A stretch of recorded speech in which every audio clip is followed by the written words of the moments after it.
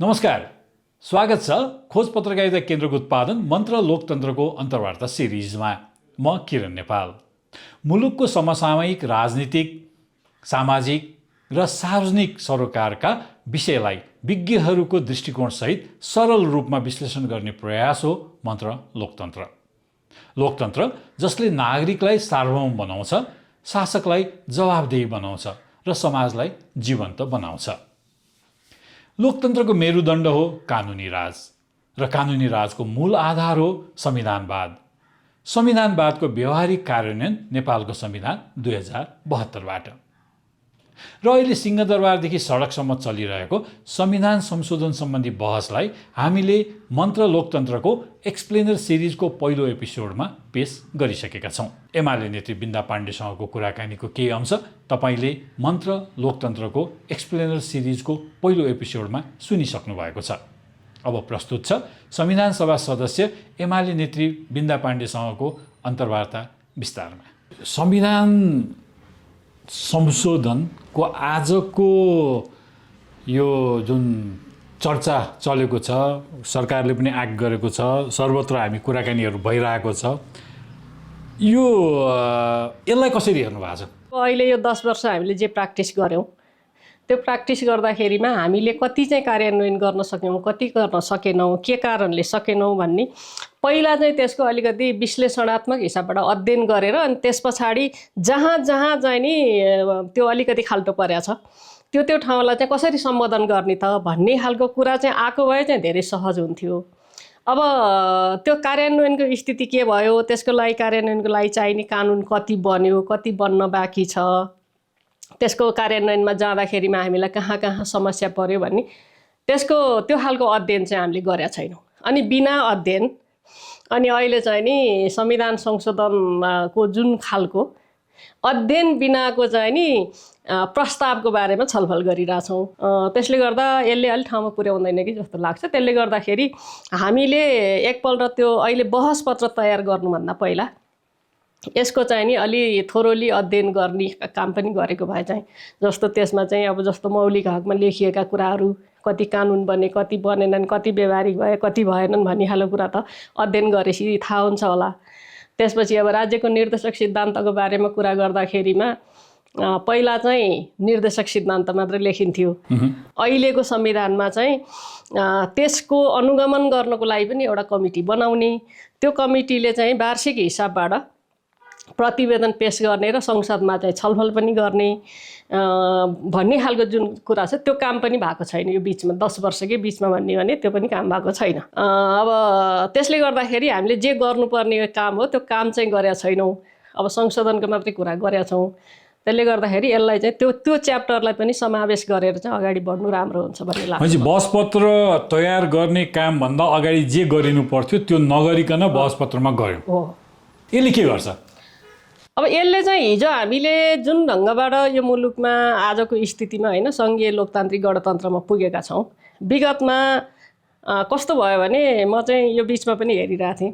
जस्तो हामी स्कुल पढ्दाखेरिमा चाहिँ राणा शासन कति निरङ्कुश थियो भन्ने कुरो चाहिँ हामीले कोर्समा पढ्नु पर्थ्यो। त्यसले गर्दाखेरि यो मुलुकमा चाहिँ हिजोको एउटा राजनैतिक इतिहास कस्तो थियो त राणा शासनकालमा भन्ने खालको कुरा थियो।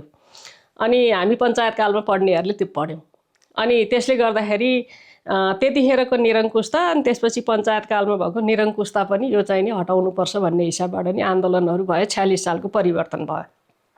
तर 46 सालभन्दा पछाडिको परिवर्तन भइसके पछाडिको चाहिँ नि अहिले यसो हेर्छु म युवाहरूलाई पञ्चायतकालमा कस्तो निरङ्कुशता थियो त्यो निरङ्कुशताको बारेमा पाठ्यक्रममा हामीले कहाँनिर चाहिँ हाम्रा चाहिँ नयाँ पुस्तालाई पढायो त? हाम्रो ल्याकिङ एउटा त्यो पनि हो। त्यस पछाडि जस्तो 62-63 सालको आन्दोलन किन भयो त भन्दाखेरि त्यतिखेर हामीले जुन संवैधानिक राजतन्त्र चाहिँ नि होइन बनाएको थियो 47 सालको संविधानले, त्यो संवैधानिक राजतन्त्र त फेरि ऊ चाहिँ होइन यो चाहिँ एब्सोल्युट पावर सहितको बन्ने जुन प्रक्रियामा लाग्यो त्यसले गर्दाखेरिमा चाहिँ के अरे राजतन्त्रको नै अन्त्य भयो भन्ने जस्ता कुराहरू चाहिँ अनि त्यतिखेर मान्छेहरूले होइन कति स्याक्रिफाइस गरे आज जो चाहिँ नि हामी होइन 30 वर्ष 35 वर्ष भनिरहेछौँ, त्यो 30 वर्ष 35 वर्षको अवधि आउँदाभन्दा पहिलाको स्थिति कस्तो थियो, अनि यो स्थितिमा नि अब कहाँ कहाँ चाहिँ नि होइन हामी कसरी आयौँ र कहाँ कहाँ चाहिँ कमजोरी रह्यो भन्ने खालका कुराहरू पनि हामीले नयाँ पुस्तालाई इतिहास पढाउने काम यो अवधिको चाहिँ गरेनौँ भन्ने लाग्छ। त्यसले गर्दाखेरि मानौँ कि यो 30-35 वर्ष भनेको चाहिँ सबै खतम मात्रै भयो भन्ने खालको नयाँ पुस्तालाई जुन परेको छ। अब यो पक्षलाई पनि हामीले कसरी चाहिँ पुर्ताल गर्छौँ, त्यो पुस्तालाई कसरी यो इतिहास पढाउँछौँ र संविधान निर्माणकै कुरा पनि 7 सालदेखि नै हामीले जुन चाहिँ होइन संविधान सभाबाट चाहिँ संविधान बन्नुपर्छ भन्ने कुरा गऱ्यौँ। संविधान सभाबाट संविधान बन्ने कुराको महत्त्व कहाँनिर थियो, त्यस पछाडि बल्ल 64 सालमा आएर हामीले चाहिँ संविधान सभाको निर्वाचन गऱ्यौँ। त्यो संविधान सभाको निर्वाचन गरिसकेपछि त्यहाँ जुन ढङ्गबाट हरेक समुदायले चाहिँ नि आफ्नो मतसहित आफ्नो मुद्दासहित त्यसमा प्रतिनिधित्व गरेर आफ्ना मुद्दाहरू राख्नुभयो र आजको संविधान त्यो सबैको चाहिँ नि मुद्दाहरूलाई समेटेर चाहिँ त्यो समावेशी सोचसहितको होइन त्यो बन्यो।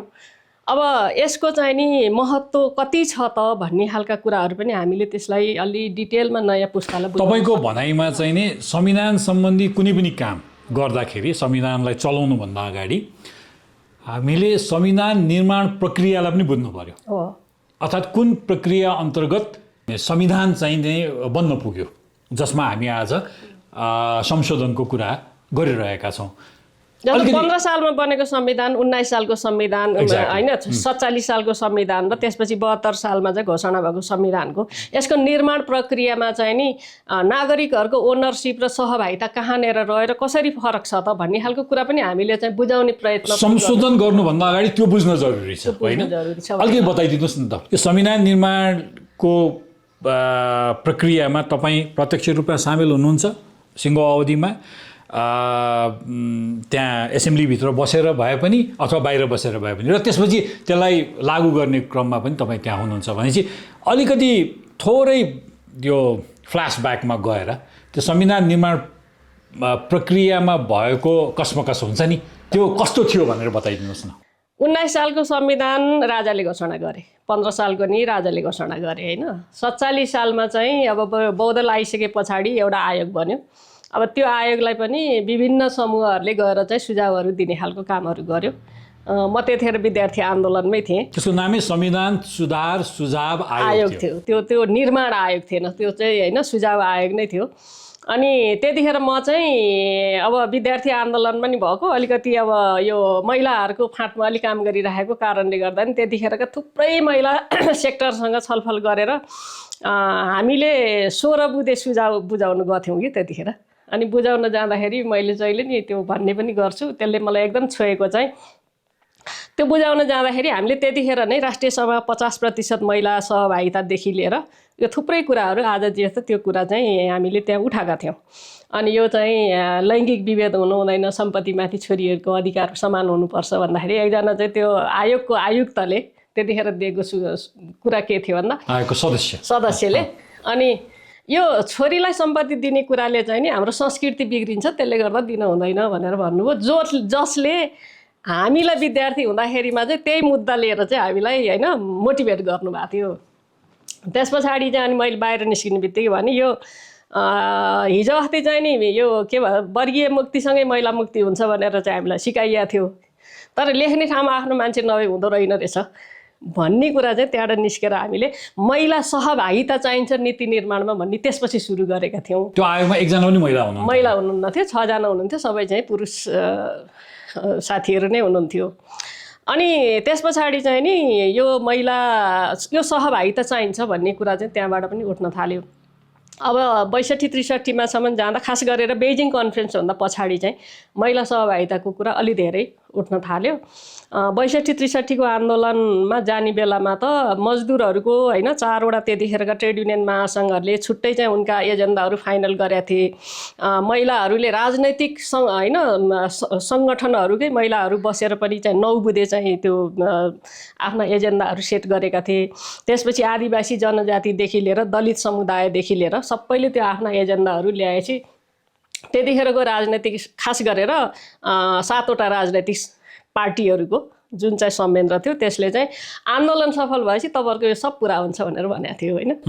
अनि आन्दोलन सफल भयो, भइसके पछाडि अब जेठ 4 गते हामीले भन्दा त नेपालको होइन के म्याग्ना कार्टा भन्ने खालको कुरा गर्छौँ नि, तर त्यसमा हामीले त्यतिखेर उठाएको महिलाहरूको कुनै पनि एजेन्डा त्यहाँ नपरेपछि अनि त्यतिखेर चाहिँ महिला अधिकार सम्बन्धी एउटा प्रस्ताव भनेर तत्कालीन सांसद विद्या भण्डारीको नेतृत्वमा अरू 3 जना सांसदहरूको पनि समर्थनमा जेठ 16 गते चाहिँ समानुपातिक सहभागितासहित 1/3 महिला कम्तीमा, त्यसपछि होइन सबै चाहिँ विभेदपूर्ण कानुनको अन्त्य, त्यसपछि आमाको नामबाट सहज नागरिकता, महिला विरुद्ध हिंसाको अन्त्य लगायतका कुराहरू भयो भने त्यतिखेर नै श्रमिकहरूसँग सम्बन्धित भएर यो ILO को फन्डामेन्टल कन्भेन्सन भनेर जुन 8वटा भनिन्थ्यो त्यसमा कन्भेन्सन नम्बर 87 जुन सङ्गठन स्वतन्त्रताको कुरा हो त्यो कुरा सङ्कल्प प्रस्तावै पास भएको थियो।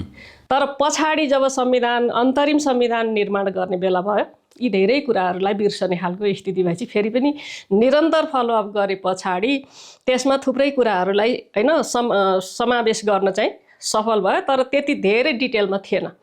र 64मा जब संविधान सभाको निर्वाचन भयो त्यो निर्वाचन भइसके पछाडि चाहिँ समावेशिताको जुन खालको चाहिँ मुद्दाहरू उठिरहेका थिए त्यसलाई पनि सम्बोधन गर्ने हिसाबबाट चाहिँ त्यो के अरे संविधान सभा चाहिँ समावेशिताको आधारमा बन्यो। अनि आज पनि होइन संसदमा चाहिँ कसले के लुगा लाए के गर्यो भन्ने कुरा उठ्छ नि। वास्तवमा त्यो 64 को संविधान सभाको बेलामा जो सांसद होइन सभासदहरू आउनुभयो उहाँहरूलाई चाहिँ आफ्नो पहिचानको ड्रेस लगाएर आएर शपथ गर्न पाउने भन्ने खालको कुरो त्यतिखेर चाहिँ नि सुरु भएको कि। अनि त्यस पछाडि जो साथीहरू त्यहाँ आउनुभयो अस्ति एक ठाउँ छलफल पनि भएको थियो, अनि त्यतिखेरको होइन त्यो के अरे आरक्षित कोटामा आउने समावेशी कोटामा आउने र अहिले के फरक छ भन्ने एउटा छलफल भएको थियो।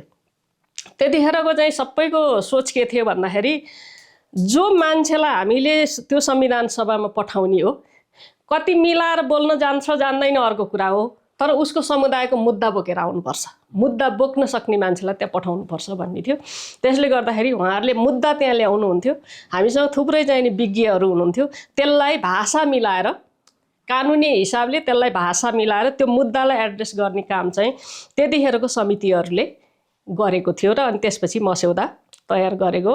त्यतिखेर जस्तो म मौलिक अधिकार तथा निर्देशन सिद्धान्त समितिको त अध्यक्षता नै मैले गरेको थिएँ।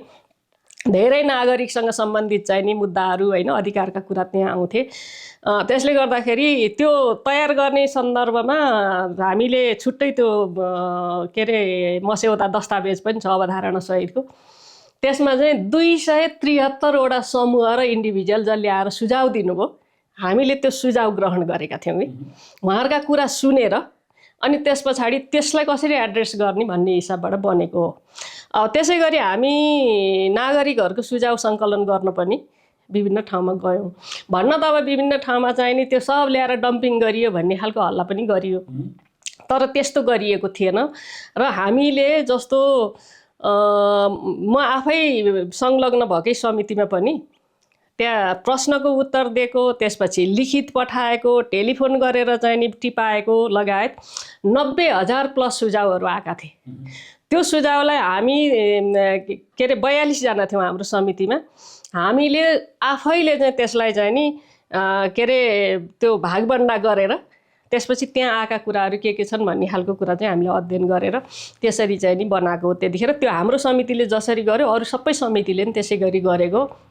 अब यो पनि हामीले अलि प्रोफेसनललाई दिने कि के गर्ने भन्ने त्यतिखेर कुरा चलेको थियो। अमिक सर छ हो, उहाँले चाहिँ एउटा समितिको चेयर गर्नुहुन्थ्यो। अनि उहाँले सुरुवात के गर्नु भने हामीले नै आफैले अध्ययन गर्ने हो, किन दिने प्रोफेसनललाई भनेर उहाँको समितिले फर्स्ट सुरु गर्यो। त्यसपछि हाम्रो समितिले सुरु गर्यो कि त्यसपछि भए जति सबै समितिले सभासदहरूले नै त्यो चाहिँ नि सुझावहरू सङ्कलन गरेर अनिखेर त्यसलाई चाहिँ नि हामीले के कुरा राख्न सक्छौँ के राख्न मिल्दैन चाहिँ के भन्दाखेरि जस्तो चाहिँ अन्तर्राष्ट्रिय हाम्रा चाहिँ प्रतिबद्धताहरू के छन् त भन्ने कुरालाई नि ख्याल गर्नुपर्छ भनेर त्यसको जस्तो उदाहरणको हिसाबले नि अहिले नि बेला बेला उठ्छ नि त। यो चाहिँ एकदमै धेरै गम्भीर खालको अपराध गर्नेलाई चाहिँ नि मृत्युदण्ड दिनुपर्छ भन्ने कुरा चाहिँ जुन उठ्छ त्यतिखेर यो त्यस्तो खालको अपराधीलाई मृत्युदण्ड दिनुपर्छ भन्ने चाहिँ एकदमै धेरै सुझाव आएका हुन्। तर हामीले अनि बहस के गर्यौँ भन्दा अन्तर्राष्ट्रिय तहमा चाहिँ हाम्रो प्रतिबद्धता मृत्युदण्ड दिन नहुने कुरामा त हाम्रो त राष्ट्रिय प्रतिबद्धता छ। त्यसले गर्दाखेरि त्यस्तो खालको अपराधलाई चाहिँ के गर्ने त भन्दाखेरि उसको चाहिँ नि के अरे साससहित होइन उसको लास मात्रै चाहिँ नि होइन जेलबाट निस्कने खालको व्यवस्था गर्न सकिन्छ। तर यो मृत्युदण्ड चाहिँ गर्नु हुँदैन। त्यो चाहिँ हाम्रो अन्तर्राष्ट्रिय प्रतिबद्धता भन्ने हिसाबले हामीले गरेका थियौँ। भनेको मैले यो सबै कुरो जोडेको किन हो भन्दाखेरि एकदमै धेरै चाहिँ जनसहभागिता सहित र त्यो समावेशी मुद्दा र के अरे सहभागिताको कुरा जुन उठेको थियो त्यो कुरालाई सम्बोधन गरेर चाहिँ यो संविधान बनेको हो। त्यसले गर्दाखेरि यो त्यतिखेर को सभासद थिए भन्ने खालको कुरा मात्रै होइन, आम नागरिकहरूको स्वामित्व भएको चाहिँ नि यो दस्तावेज हो भन्ने हिसाबले हामीले बुझ्नुपर्छ भन्ने लाग्छ। ओके, अब के देखियो तपाईँको कुराबाट के देखियो भन्दाखेरि चाहिँ नि आज जे जस्तो संविधान जुन अवस्थामा छ अर्थात् यसलाई समावेशी संविधान मतलब एउटा एक्सटेन्टसम्मको समावेशी संविधान मानियो भने पनि त्यसको चाहिँ नि त्यो हुनुमा चाहिँ त्यसको लामो ऐतिहासिक यो विकासक्रम छ होइन। चाहे त्यो 47 सालको संविधान सुझाव सुधार आयोगका सदस्यहरूले भनेको कुराले जन्माएको इखदेखि लिएर होइन तत्पश्चातका विभिन्न घटनाक्रमहरूमा र पहिलो संविधान सभा को चुनाव भइसकेपछि होइन गठन भइसकेपछि भएका बहसहरू र त्यसलाई बोकेर दोस्रो संविधान सभामा चाहिँ त्यो समेटेर संविधान जारी हुनु पर्यो होइन। अधिकांश मस्यौदा त पहिलो संविधान सभाले नै तयार गर्यो। त्यसमा केही टेक्निकल कुरा र केही विशेष विषयहरूमा मत नमिल्न सक्दाखेरि चाहिँ संविधान सभाको दोस्रो निर्वाचन हुन पुग्यो। अब अहिले संशोधनको जुन बहस चलिरहेछ समावेशिताको प्रश्न कहाँ पाउनुहुन्छ? त्यो अहिले जुन ढङ्गबाट होइन बजारमा पनि छलफल आइरहेको छ होइन यस्तो यस्तो कुरा हुने भयो अरे भन्ने खालको कुरा नि त्यसले चाहिँ हाम्रो समावेशिताको मर्म चाहिँ जोगिन सक्दैन भन्ने लाग्छ। र एउटा कुरा त अहिले जो चाहिँ संविधान के अरे अहिलेको चाहिँ पार्लियामेन्टमा जो जानुभएको छ नि उहाँहरूको तपाईँलाई अस्ति नियमावली पारित गर्दाको मात्रै एउटा घटना सुनाऊ। 64मा हामी 197 जना महिलाहरू थियौँ। अनि एउटा चाहिँ के हो भन्दाखेरि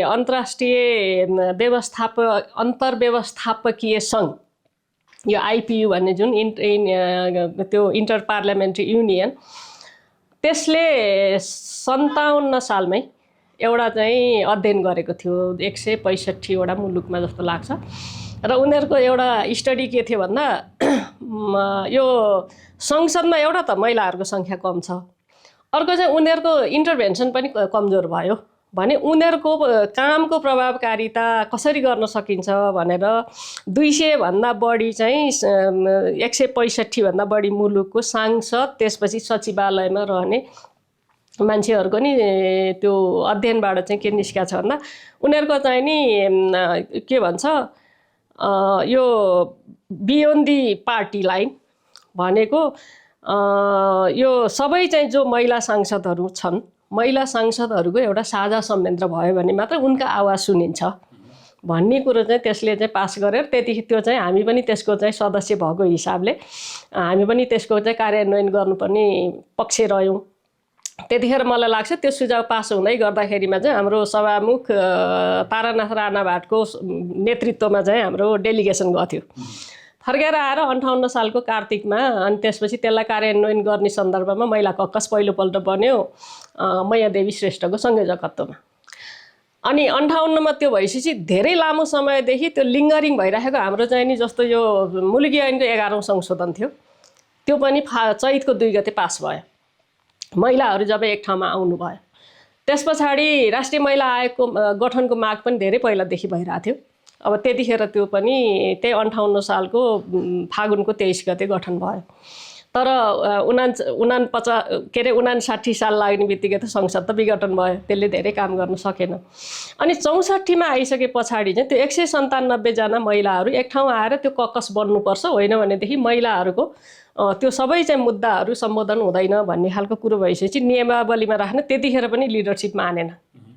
नमानिसकेपछि यो तपाईँहरूको नियमावलीमा छ कि छैन हामी धेरै होइन ध्यान दिँदैनौँ, तर यो हाम्रो आवश्यकता हो भनेर हामीले गठन गऱ्यौँ। गठन गरिसके पछाडि त्यतिखेर सुभाषजी हुनुहुन्थ्यो सभामुख, अनि उहाँकोमा गएर कार्यालय के गर्नुहुन्छ त भनेपछि यो चाहिँ आइपियुको हाम्रो इन्टरनेसनल कमिटमेन्ट पनि हो, तपाईँहरूलाई अफिस र कर्मचारी चाहिँ विशेष अधिकार प्रयोग गरेर हामी उपलब्ध गराउँछौँ भन्नुभयो। महिलाहरूको चाहिँ नि त्यो भएर त्यो के भन्छ संविधान सभाको परिसरभित्रै रह्यो अफिस। त्यो गरिसके पछाडि यो चाहिँ पार्टीभन्दा अलिकति फराकिलो भएर काम गरिएन भनेदेखि समुदायको मुद्दा चाहिँ समावेश गर्न सकिँदैन भने जस्तो दलितहरूले कक्कस बनाउनु भयो, आदिवासी जनजातिको कक्कस थियो, मधेसीहरूको कक्कस लगायत थियो, उहाँहरूको चाहिँ सिंहदरबारको पर्खालभन्दा बाहिरपट्टि थियो, तर हामीले समन्वय गरेर काम गर्थ्यौँ भने। अब त्यो हिसाबबाट त्यतिखेर जुन ढङ्गबाट कामहरू भए, तर अब लिडरसिपले एउटा दुईवटा कुरो त्यसले स्थापित गर्यो कि एउटा चाहिँ किनारीकृत समुदायको शक्ति भनेको चाहिँ एकतामा हुन्छ, उपलब्धि भनेको सामूहिकतामा हुन्छ भन्ने कुरो त्यसले स्थापित गर्यो। त्यसले गर्दाखेरि त्यो समावेशिताका मुद्दाहरू जति पनि थिए त्यो सबैको समावेशिताका मुद्दाहरूलाई त्यतिखेर एड्रेस गर्ने स्थिति बन्यो। अनि अर्को कुरा चाहिँ त्यतिखेर को मैले अघि पनि भने त्यो समुदायको प्रतिनिधि को थियो भन्दाखेरि त्यो समुदायको मुद्दासहित आउने मान्छे थिए। तर 74 पछाडि चाहिँ के भयो भन्दा नेतृत्वले भनेको जुन खालको कुरा छ त्यो कुरा लिएर गएर त्यो समुदायलाई कन्भिन्स गर्ने मान्छे चाहिँ अब प्रतिनिधित्व गर्न थाले क्या समावेशिताकोमा।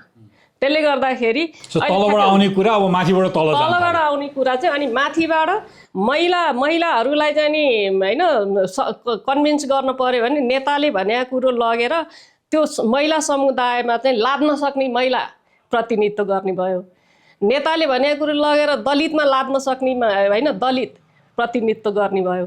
त्यसले गर्दाखेरि यो समावेशिताको जुन खालको चाहिँ नि त्यसको उद्देश्य थियो नि त्यो उद्देश्य चाहिँ 64बाट नै अलिकति कमजोर 74बाट आएको छ।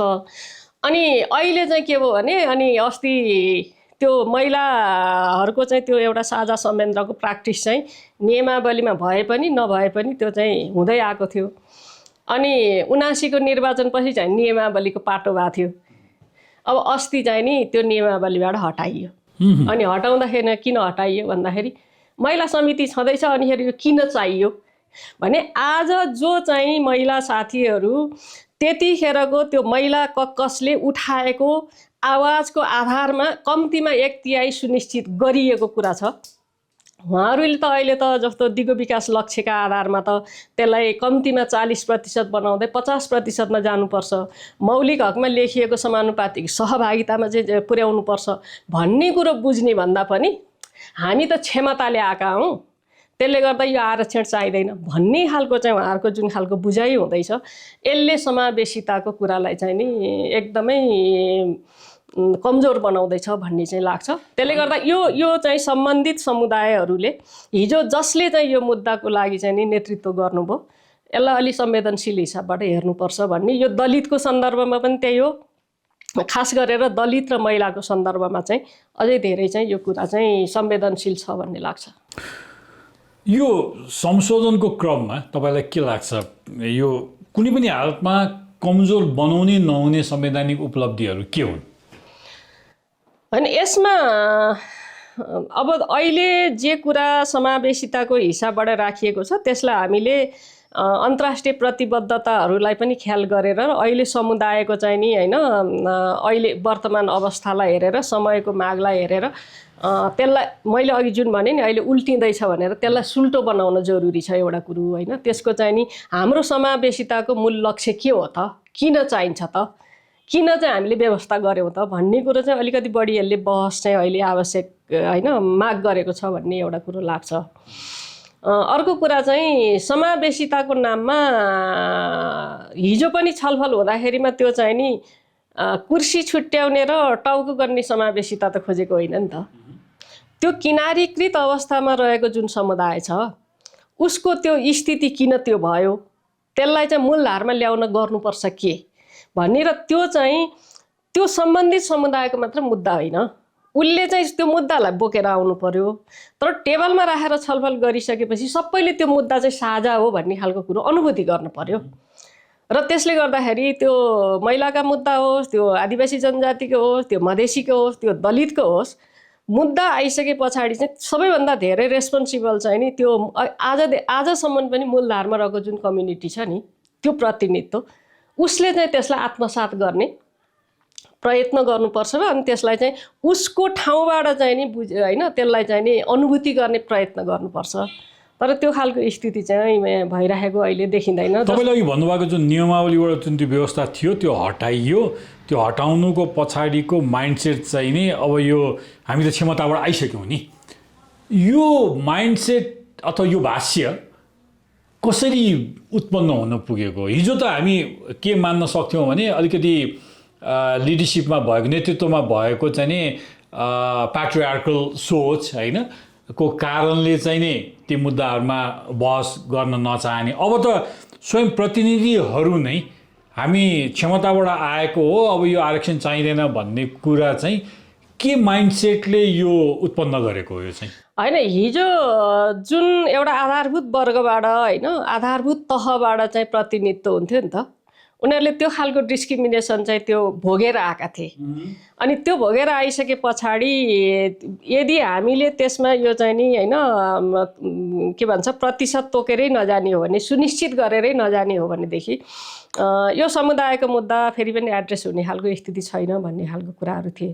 तर आज जो चाहिँ नि होइन बहुमतमा चाहिँ होइन त्यो प्रतिनिधि सभामा पुग्नु भएको छ नि, उहाँहरूले त्यो धेरैले चाहिँ हिजोको त्यो खालको सङ्घर्ष पनि गर्नु भएन, त्यो अनुभव पनि छैन, त्यो विभेद पनि भोग्नु परेन। अनि त्यस पछाडि अब उहाँहरूको चाहिँ त्यो एउटा वर्गीय आधारबाट नि भन्ने भनेदेखि उहाँहरूको चाहिँ अब हिजो अस्ति चाहिँ कस्तो थियो भन्दाखेरि स्कुलै जान नपाएको समुदायको प्रतिनिधिहरू आएर कम्तीमा पनि सबैले स्कुल जान पाउनुपर्छ भन्ने खालको कुरा चाहिँ लेखिनुपर्छ भनेर चाहिँ बहस गर्नुहुन्थ्यो। अब आज चाहिँ नि धेरै चाहिँ प्राइभेट स्कुल पढेर आएको साथीहरू चाहिँ त्यहाँ पुग्नु भएको छ। त्यसले गर्दाखेरि उहाँहरूले त्यो होइन एउटा सार्वजनिक स्कुलको अथवा चाहिँ एउटा किनारीकृत अवस्थामा उहाँहरूको प्रतिनिधित्व होला, उहाँहरूको चाहिँ कर्णालीबाट होला, सुदूरपश्चिमबाट होला, तर अधिकांश चाहिँ नि बसेर हुर्केर पढेर होइन त्यो सबै गरेर चाहिँ कहाँ भन्दाखेरि त्यहाँको पनि होइन सहरी क्षेत्रमा बसेर चाहिँ त्यो खालको चाहिँ नि वातावरणमा हुर्किनु भएको साथीहरू धेरै हुनुहुन्छ। त्यसले गर्दाखेरि त्यो एकदमै त्यो हिजोको प्रतिनिधित्व गर्ने खालको समुदाय चाहिँ अहिले एकदमै माइनोरिटीमा छ। उहाँको आवाज सुनिने खालको स्थिति चाहिँ छ। यस्तो पनि होला नि वृन्दाजी, के भने यो त्यो तपाईँले भनिरहेको जुन किनारीकृत गरिएको समुदायको घनत्व र परिमाण पनि कम भएको होला नि समयक्रममा, कि हिजो जुन लेभलको विभेदको इन्टेन्सिटी थियो, जुन विभेदको परिमाण थियो त्यो कम भएको होला, अथवा स्कुल जाने कुराकै सवाल गरौँ न, स्कुल नजानेहरूको सङ्ख्या कम भएको होला भन्दाखेरि त्यो भोल्युम नै कम भएको कारणले त्यो सोच अथवा त्यो विषय अथवा त्यो भाष्य कमजोर पनि भयो होला नि त। तर एउटा पनि नेपालको चाहिँ सन्तानले स्कुलबाट वञ्चित भएको स्थिति रहन्जेलसम्म त त्यो कुरालाई हामीले उठाउन पर्यो होला, एकजनासम्म हुँदाखेरि पनि। जस्तो तपाईँ भन्नुहोस् अब अन्त धेरै टाढाको कुरा छोडौँ, त्यही चाहिँ नि चितवनको माडीको जस्तो लाग्छ, त्यहाँ एउटा चेपाङ बस्ती रहेछ। चेपाङ बस्तीमा चाहिँ एउटा विद्यालय रहेछ। त्यो विद्यालयमा शिक्षक पनि छ, विद्यार्थी पनि छ, तर त्यहाँको 1 कक्षा 2 कक्षा 3 कक्षा पढ्ने विद्यार्थीले पनि उसले राम्रोसँग नेपाली पढ्न सक्दैन। किन भन्दा त्यहाँ पढाइ नै हुँदैन, शिक्षक जागिर खान्छ, केटाकेटी गोठालो जान्छन् अथवा खेल्न जान्छन्, उनलाई पढ्नुपर्छ भन्ने छैन भने त्यस्तो ठाउँका मान्छेहरूलाई आज प्रतिनिधित्व गरेर जो गइराख्नु भएको छ नि, उहाँहरूले त्यस्ता ठाउँहरू पनि भिजिट गरेर कम्ती ती मान्छेहरूको स्थिति कसरी परिवर्तन गर्ने भन्ने खालका कुरा त उठाउन जरुरी चाहिँ छ कि अहिले पनि त्यो सकिएको छैन। तपाईँ भन्नुहोस् अहिले पनि सुदूरपश्चिममा जतिसुकै परिवर्तन भए पनि, जतिसुकै चाहिँ होइन स्कुल गए पनि होइन सर्टिफिकेट लिए पनि सुदूरपश्चिमका छोरीहरू महिनावारी हुँदाखेरिमा छाउगोठबाट मुक्त त भइसकेका छैनन् नि त। त्यसले गर्दा नजानेर होइन, त्यो भित्रैदेखिको जुन खालको चाहिँ त्यो एउटा अन्धविश्वास छ नि त, त्यसलाई त हामीले चिर्न सकेका त छैनौँ। त्यसले गर्दा आज पनि अस्ति भर्खर हामीले चाहिँ नि के अरे जातीय विभेद अन्त्यको दिवस मनायौँ जेठ 21लाई। तर जातीय विभेद अन्त्य भइसक्यो त यहाँ। अब दलित भनेर कुरा उठाउन होइन, दलितमाथि भइरहेको जुन खालको विभेदको बारेमा हामीले राजनैतिक हिसाबबाट चाहिँ अभियान गर्नुपर्छ, राजनैतिक हिसाबबाट यसलाई मुद्दा बनाउनुपर्छ भन्ने चाहिँ बाँकी छैन त अझै पनि। अब अस्ति भन्न त भन्नुभयो, माफी त माग्नुभयो होइन, अहिलेको रासपाको सभापतिले उसबाटै पोडियमबाटै। तर त्यहाँ गएर त्यति माफी मागेपछि सबै कुरो हट्यो त त्यो भने यस्ता खालका समस्याहरू त छन्। अहिले भएर सुकुम्बासीकै कुरा गरौँ त, हामीले संविधानमा लेख्यौँ हरेक नागरिकलाई आवासको हक हुनेछ भनेर। अनि हेर अब त्यो आवासको हक चाहिँ हामी आवासविहीन मान्छेहरू कति छन् त भन्ने खालको कुरा पनि ठिक छ। हिजोको सरकारले पनि त्यसलाई चाहिँ आइडेन्टिफाई गर्नुपर्थ्यो, गर्न सकेन होला। तर हिजोकोले गर्न सकेन भनेको आज चाहिँ नि त्यो बस्तीबाट चाहिँ नि आइडेन्टिफाई नगरिकन चाहिँ उहाँहरूलाई चाहिँ खेदाउनुपर्छ भन्ने खालको कुरा त समाधान होइन होला नि त। त्यसले गर्दा यस्ता थुप्रै इस्युहरू बाँकी छन्। त्यसले गर्दाखेरि यो समावेशी सहभागिता त जुन दिनसम्म हाम्रो मुलुकमा जुन खालको विविधता छ र त्यो विविधताको कारणले चाहिँ विभेदहरू सिर्जना भइरहेको कायम रहन्छ, त्यो दिनसम्म यो समावेशिताको मुद्दा सकिँदैन। विविधतालाई हामीले त्यसलाई चाहिँ हामीले के भन्छ सम्बोधन गरेर विविधताका आधारमा हुने विभेद जति हामीले हटाएर त्यो विविधता बिचको एकता चाहिँ हाम्रो चाहिँ नि होइन सुन्दर पक्ष हो भन्ने ठाउँमा चाहिँ जुन दिन कन्भर्ट गर्न सक्छौँ नि त्यो दिनबाट चाहिँ हामीले यसलाई पुनर्विचार गर्न सकौँला। तर विविधताको आधारमा कुनै पनि विविधता, त्यो लैङ्गिक होस्, त्यो वर्गीय होस्, त्यो भौगोलिक होस्, त्यो जातीय होस्, विविधताको आधारमा विभेद रहन्जेलसम्म समावेशिताको मुद्दा चाहिँ कायमै रहन्छ भन्ने लाग्छ। प्रतिनिधित्व चाहिँ नि बढायो, शक्ति चाहिँ नि अहिले पनि त्यो बढेको प्रतिनिधित्वभित्र निश्चित हुन पाएको छैन अथवा त्यहाँ सिन्चित हुन पाएको छैन, होइन? छैन। हामीले यो चाहिँ नि हामीले संविधानले बोकेको मकसद पनि के हो भन्दाखेरि संरचनागत रूपान्तरण भएर शक्तिको पुनर्वितरण हुनुपर्छ भन्ने खालको कुरा हो, होइन? अब त्यो चाहिँ नि बाँकी नै छ। शक्तिको पुनर्वितरण चाहिँ अहिले पनि भएको छैन। तपाईँहरूले हेर्नुहोस् न, लोकतान्त्रिक के अरे बहुदलीय व्यवस्थामा त सबैभन्दा महत्त्वपूर्ण संस्था भनेको त राजनैतिक दलहरू हो नि त। त्यसले गर्दा राजनैतिक दलहरू जबसम्म लोकतान्त्रिक हुन सक्दैन, राजनैतिक दलहरू जबसम्म चाहिँ नि निर्णय गर्ने प्रक्रियामा र त्यो ठाउँमै समावेशी हुन सक्दैन, तबसम्म त्यसमा चाहिँ नि त्यो के भन्छ कुर्सी एलोकेट गर्ने खालको समावेशिता मात्रै हुन्छ। हाम्रो यो समावेशिताको प्र्याक्टिसमा अभ्यासमा चाहिँ नि किनारीकृत गरिएका समुदाय, महिला, मधेसी, दलित, होइन, जनजाति जति पनि छन्, पिछडिएका क्षेत्र जति पनि छन्, उनीहरूलाई एड्रेस गर्ने नाममा हामीले के टोकनिजममा मात्रै गऱ्यौँ या के गऱ्यौँ? टोकनिजमै हो। अहिले मुद्दासहितको सहभागिताको लागि चाहिँ नि त्यो के अरे स्पष्ट दृष्टिकोण सहितको सहभागिता चाहियो। अब हामी चाहिँ कस्तो भन्दाखेरि जो मान्छे अलिक बोल्छ, जो मान्छे अलिकति मुद्दा उठाउँछ, अब नेतृत्वलाई प्रश्न गर्यो भन्ने खालको कुरा हुन्छ, होइन? एउटा चाहिँ हामी आन्तरिक लोकतन्त्रलाई बलियो बनाउने हो भनेदेखि त हामीले सकेसम्म धेरै प्रश्नहरू चाहिँ उठाऊ भनेर प्रश्नहरूलाई इन्टरटेन गर्नु पर्थ्यो नि त। हामीले प्रश्नहरूलाई निषेध गर्ने खालको काम चाहिँ राजनैतिक दलभित्र नि त्यही स्थिति छ। त्यस पछाडि हाम्रो जनप्रतिनिधिमूलक संस्थामा पनि त्यही छ। एउटा उदाहरणकै हिसाबले हेर्ने नि अस्ति भर्खर एउटा चाहिँ यो हिमाल पत्रिकाले एउटा स्टडी गरेको थियो। जस्तो 48 सालमा चाहिँ त्यही 3 वर्षको अवधि नै संसद चल्यो। 10,000 प्लस चाहिँ प्रश्नहरू त्यतिखेर संसदमा उठेका रहेछन्।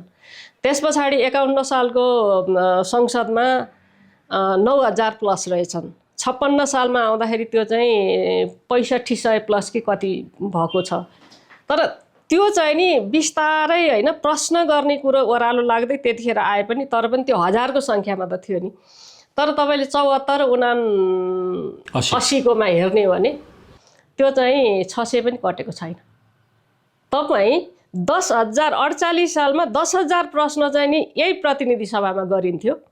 तर आज चाहिँ नि के अरे 74 मा आउँदाखेरि र 79 मा आउँदाखेरि त्यो प्रश्न 500 प्लसमा चाहिँ नि गइरहेछ। भनेको यो प्रश्न गर्ने कुरो त हामीले त हिजो संवैधानिक राजतन्त्र भएको बेलामा भन्दा सङ्घीय लोकतान्त्रिक गणतन्त्रमा चाहिँ अझै धेरै प्रश्नहरू उठ्नु पर्थ्यो नि। तर त्यो प्रश्नहरू किन कम भइरहेको छ भन्दा अस्ति हामीले छलफल गर्दा यसलाई चाहिँ हामीले अलिकति हेर्नुपर्ने दुईटा कुरा होला। अब एउटा चाहिँ नि अब यसमा हाम्रा जनप्रतिनिधिहरूको चाहिँ नेग्लिजेन्सी हो कि के प्रश्न गरिराख्ने भन्ने खालको, अथवा सरकारले नै त्यसको जवाफ दिने खालको कुरामा चाहिँ नि जुन ढङ्गबाट ऊ चाहिँ जवाफदेही हुनुपर्थ्यो, उत्तरदायी हुनुपर्थ्यो, अब त्यो कुरामा चाहिँ उसले ऊ चाहिँ नि तयार नभएर पार्टीहरूले नै डिस्करेज गरेको खालको स्थिति हो कि यो प्रश्न चाहिँ आज हामीले बहस गर्नुपर्ने स्थिति त्यो प्रश्नको सङ्ख्याले पनि देखाउँछ। अब अर्को कुरा चाहिँ हिजो अस्ति जुन हामीले जनप्रतिनिधिहरू निर्वाचित भइसकेपछि दुईटा कुरामा ख्याल गर्नुपर्छ भन्ने लाग्छ। एउटा चाहिँ नि के अरे यो बहुदलीय व्यवस्था भएको ठाउँमा, बहुदलीय लोकतन्त्रमा उम्मेदवार हुँदाखेरिमा दलको उम्मेदवार हुन्छ, निर्वाचित भइसकेपछि त ऊ त सबैको प्रतिनिधि हो नि। त्यसले गर्दा सङ्घीय तहमा प्रतिनिधित्व गर्न आउने जुनसुकै निर्वाचन क्षेत्र र जुनसुकै प्रणालीबाट आए नि ऊ समग्र नेपाली नागरिकको प्रतिनिधि हो, जुनसुकै पार्टीबाट आए नि समग्र नागरिकको प्रतिनिधि हो भन्ने कुरो हामीले जनप्रतिनिधिहरूलाई एजुकेट गर्नु पर्थ्यो।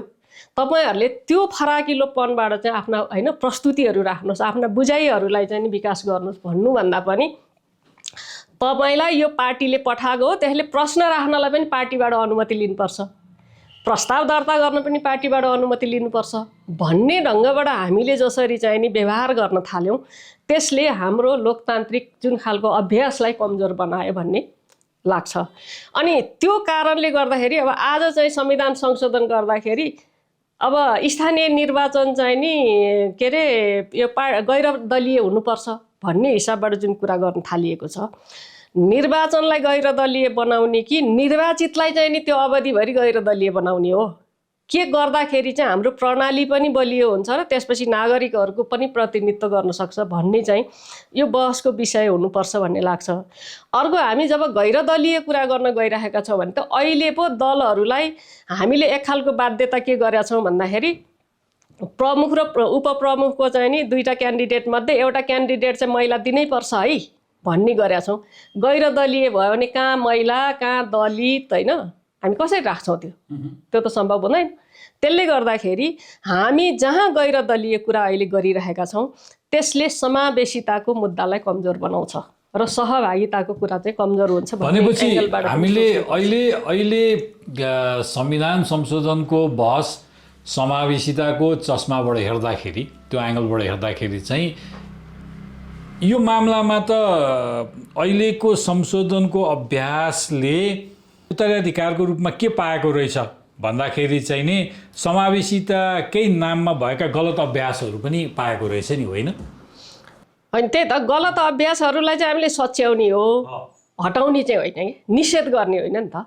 जहाँ जहाँ कमजोरी भएको छ त्यो कमजोरीहरूलाई हामीले हटाउने हो। तपाईँ के भन्नुहुन्छ? सच्याउनेतिर बहस निर्देशित भइरहेको छ वा हटाउनेतिर बहस? अहिलेको बहस चाहिँ नि अहिलेको मेन स्ट्रिम भनेको चाहिँ होइन संसदमा सरकार बनाएको दलको हिसाबबाट र त्यहाँबाट आइरहेका धेरै कुरा सुन्दाखेरिमा चाहिँ यसलाई निषेध गरेर जाने खालको चाहिँ धेरै कुराहरू पाउँछ, यो गलत हुन्छ। राष्ट्रपति अब यहाँको चाहिँ नि उपसभामुख होइन देखि लिएर विभिन्न तह र तबकामा महिलाको उपस्थिति पनि देखियो होइन। यसले समग्रतामा तपाईँ के भन्नु, महिलाको प्रभाव चाहिँ नि समाजमा, हामी बाइनलार समाजमा हेर्ने हो नि त, उनीहरूको प्रभाव बढेको पाउँछौँ? त्यसलाई दुईटै एङ्गलबाट हेर्नुपर्छ भन्ने लाग्छ। एउटा चाहिँ नि अब हामीले राष्ट्रपति, प्रधान न्यायाधीश, प्रधानमन्त्री, सभामुख सबै महिला पायौँ नि। त्यो कारणले गर्दाखेरि हिजोसम्म चाहिँ त्यो पदमा त छोरीहरूले कहिले पनि आँखै लगाउने स्थिति थिएन। आज चाहिँ नि कम्तीमा पनि होइन छोरीहरूले पनि त्यो पदमा हामी पनि पुग्न सक्छौँ भन्ने हिसाबले त्यसले त्यो खालको एउटा अवधारणा चाहिँ खास गरेर नयाँ पुस्ताका छोरीहरूलाई त्यसले मोटिभेट गरेको छ। त्यसले गर्दा त्यसलाई चाहिँ हामीले पोजिटिभली लिन सक्छौँ। अर्को कुरा चाहिँ एउटा व्यक्तिलाई के अरे एक फिट माथि उचाल्नुभन्दा सिङ्गो समुदायलाई 1 मिलिमिटर माथि उठाउनु चाहिँ क्रान्ति हो भनेर भनिन्थ्यो कि। त्यसले गर्दाखेरि 4 जना मान्छेलाई सर्वोच्च 4वटा पदमा लैजाने खालको कुराले आमूल परिवर्तन भयो भनेर मान्नुभन्दा आम रूपमा नेपाली नागरिकहरूले चाहिँ आफ्नो स्व पहिचानमा कम्तीमा पनि म बराबर हैसियतको नागरिक हुँ भन्ने खालको अनुभूति दिन सक्नु चाहिँ महत्त्वपूर्ण कुरा हो। त्यसले गर्दाखेरि हामीले गणना गर्दाखेरि सर्वोच्च पदहरूमा महिला त पुग्नुभयो, तर आज पनि नेपाली महिलाले आफूले 9 महिना पेटमा राखेर जन्माएको बच्चालाई नागरिक पहिचान। म ठ्याक्कै यहीँ आउनेवाला थिएँ म।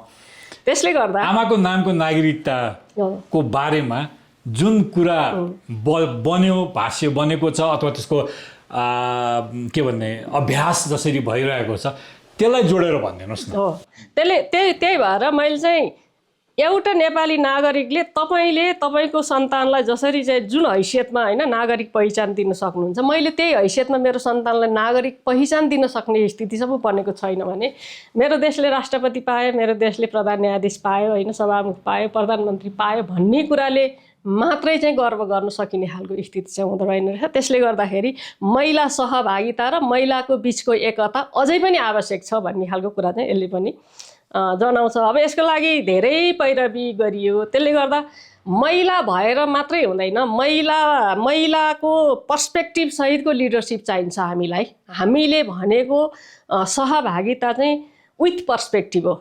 त्यो पर्सपेक्टिभ बिनाको चाहिँ नि व्यक्ति लगेर सङ्ख्या मात्रै चाहिँ कुनै ठाउँमा लगेर राख्ने कुराले धेरै परिवर्तन गर्दो रहेनछ भन्ने खालको कुरा चाहिँ अहिले महिलाहरूको आमाको नामबाट पाउने नागरिकता बराबर हैसियतमा पाउनुपर्छ भन्ने खालको कुराको विपक्षमा कतिपय हाम्रा चाहिँ नि ठुलै पदमा पुग्नुभएको महिलाहरूलाई नै होइन ठिक पारिएको छ क्या।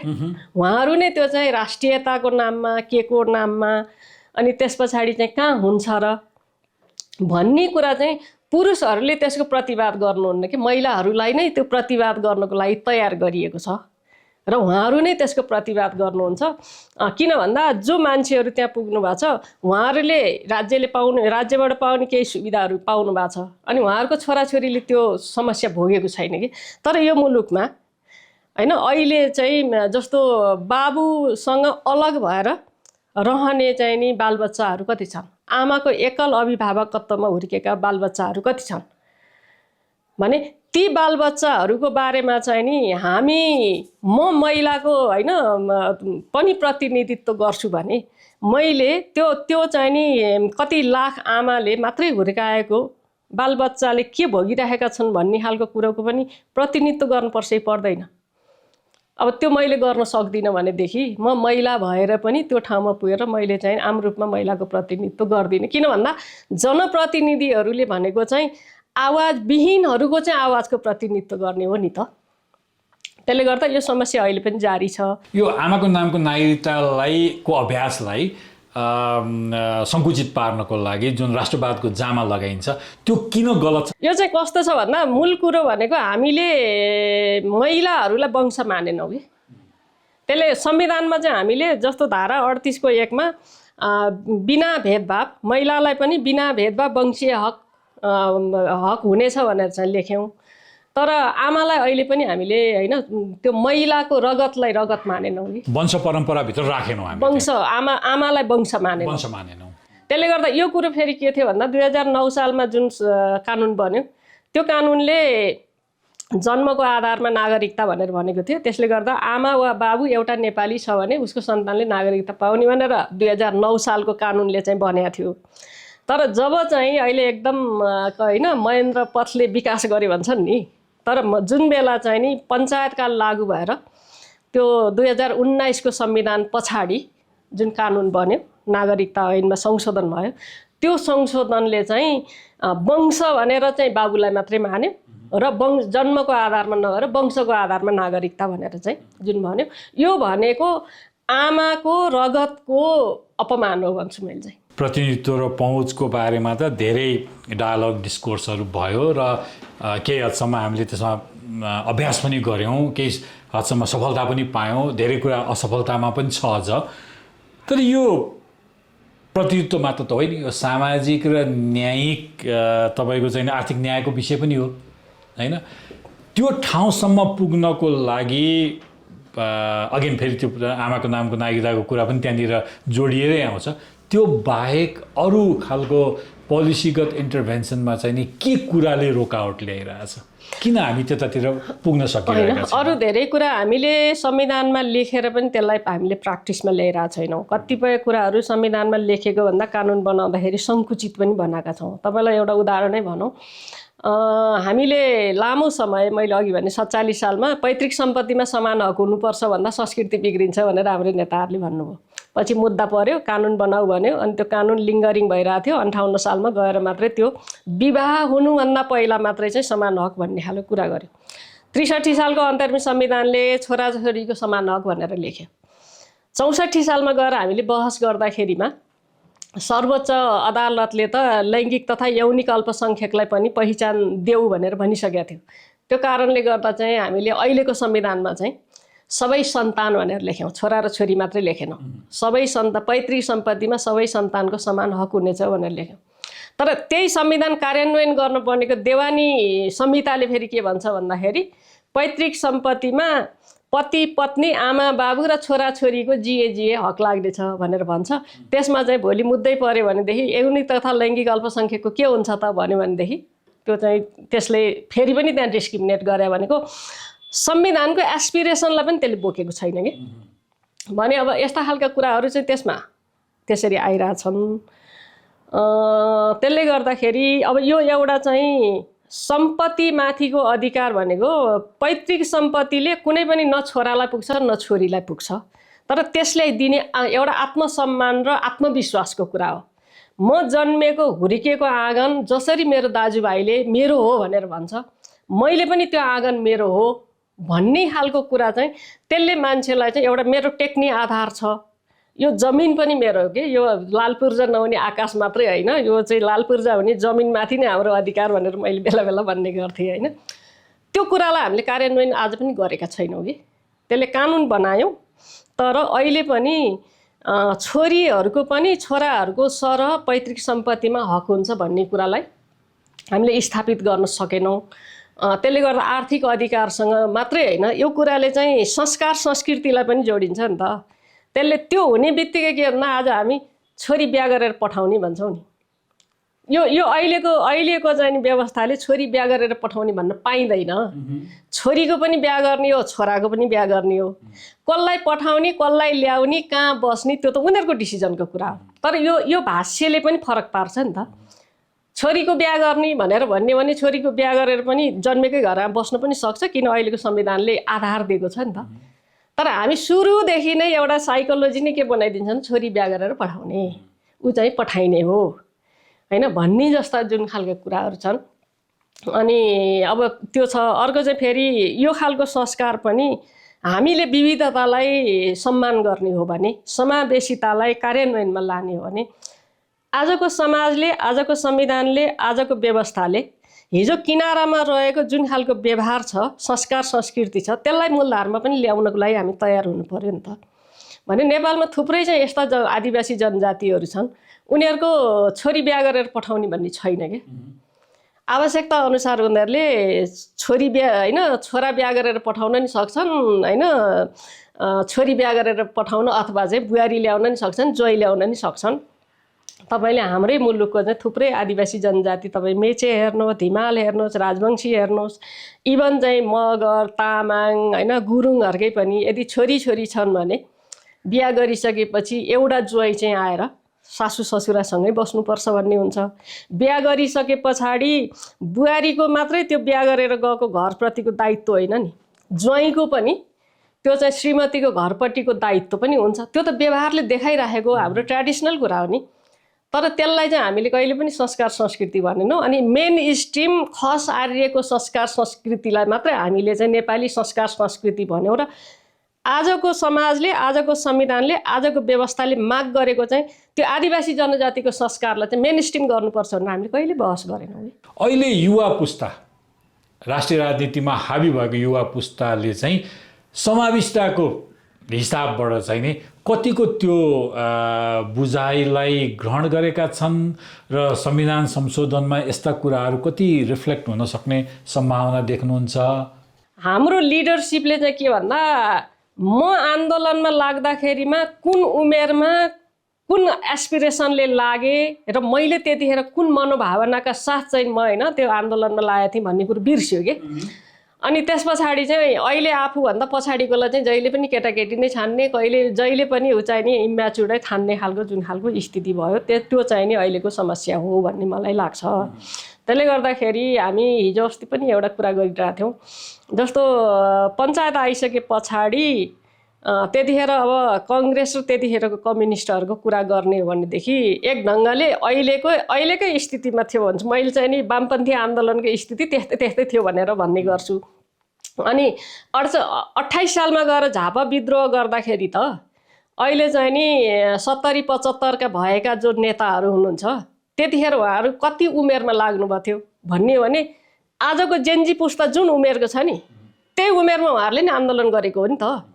त्यसले गर्दा त्यतिखेर चाहिँ आफू एकदमै सक्षम, आफूलाई म्याच्योर ठानेर उहाँहरूले लाग्नुभएको थियो। तर आजको त्यो पुस्तालाई चाहिँ जुन ढङ्गबाट हेर्ने गरिन्छ नि त्यो चाहिँ एकपल्ट फ्ल्यासब्याकमा हामी जानुपर्छ भन्ने चाहिँ लाग्छ। र अनि त्यतिखेर चाहिँ अब त्यो पञ्चायतको दमन होइन भएको कारणले खुल्ला रूपमा कुराकानी गर्न नपाउने भएर नि राजनैतिक त्यो एजुकेसन चाहिँ हाम्रो एकदमै स्ट्रङली हुन्थ्यो कि।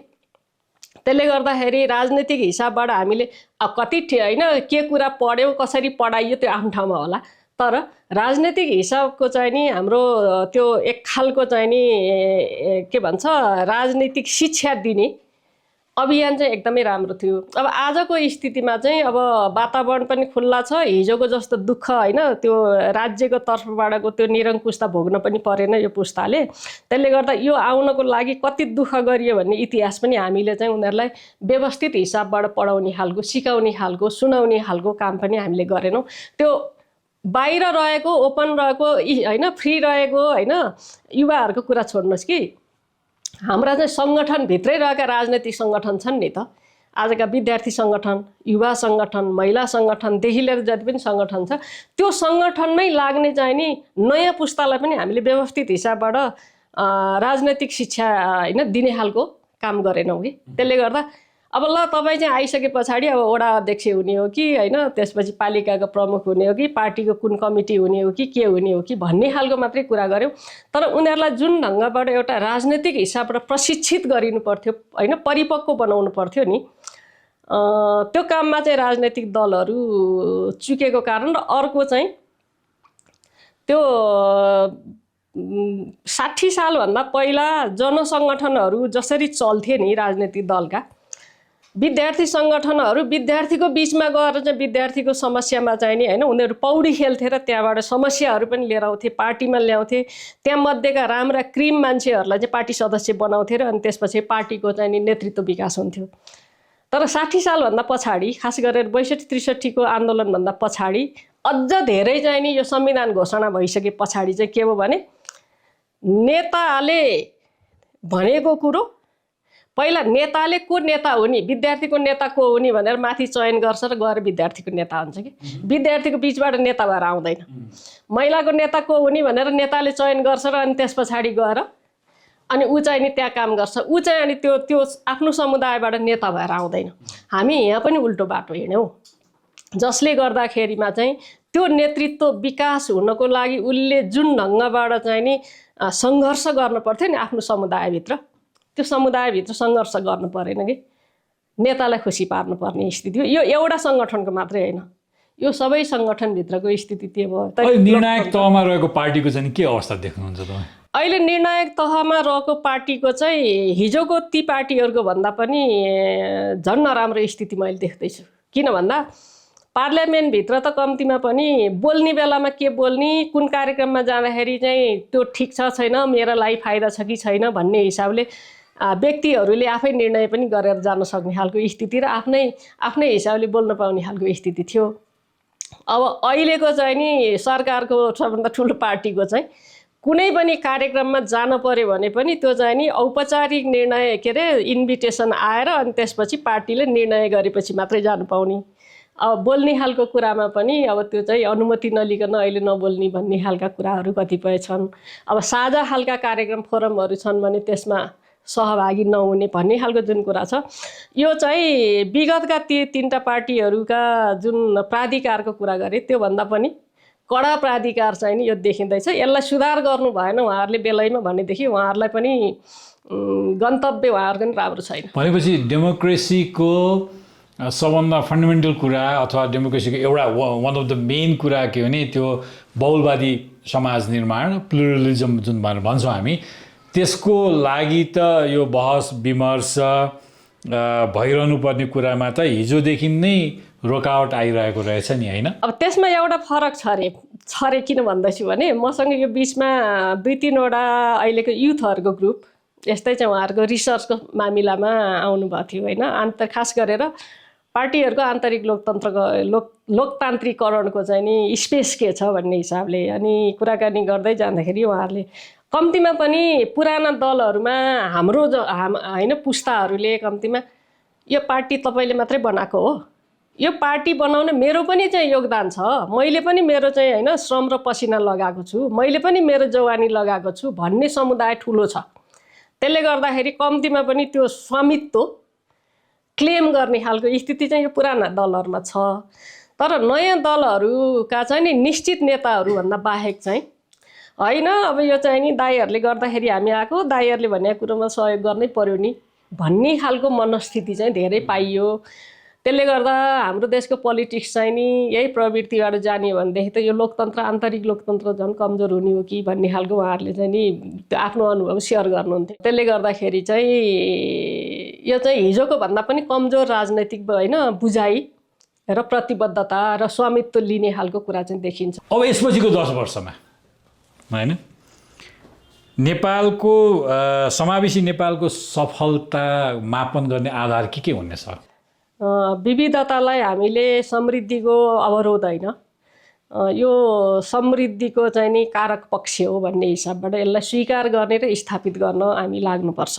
अब अर्को चाहिँ हामीले आज जो किनारीकृत भयो भनेर भनिरहेको चाहिँ समुदायहरू छ, त्यो समुदायहरूलाई मूलधारको समुदाय जत्तिकै बनाउनको लागि चाहिँ नि एक्स्ट्रा इफोर्ट चाहिँ हामीले गर्नै पर्छ। त्यसले गर्दा शिक्षामा होला, स्वास्थ्यमा होला अथवा रोजगारीमा होला, होइन उनीहरूको चाहिँ नि ट्रेडिसनल जुन परम्परागत सिप र ज्ञानको कुराहरूलाई मूलधारमा ल्याउने कुरा होला, ती कुराहरूलाई हामीले त्यही हिसाबबाट मूलधारमा ल्याउने चाहिँ नि अलिकति थप योगदान थप लगानी चाहिँ ती क्षेत्रहरूमा हामीले गर्नुपर्छ। उहाँ हुनुहुन्थ्यो संविधान सभा सदस्य एमाले नेत्री बिन्दा पाण्डे। खोज पत्रकारिता केन्द्रको कार्यक्रम मन्त्र लोकतन्त्र हेर्नुभएकोमा धन्यवाद। अर्को प्रस्तुतिमा फेरि भेटौँला।